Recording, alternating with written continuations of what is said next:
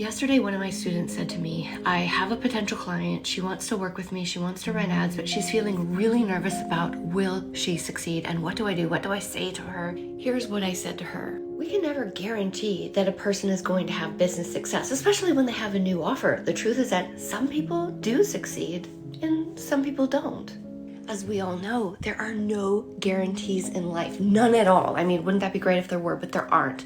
So here's what you do instead. I think the real question becomes not, will I succeed or will I not succeed?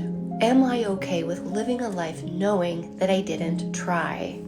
You identify what you really want in life. You identify what is important to you, and then you take the risks that move us in the direction of our dreams.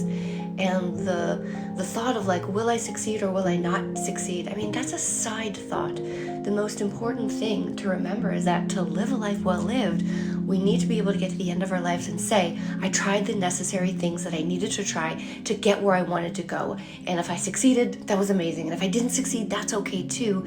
At least I didn't go out without a fight, because that's what really makes us feel alive.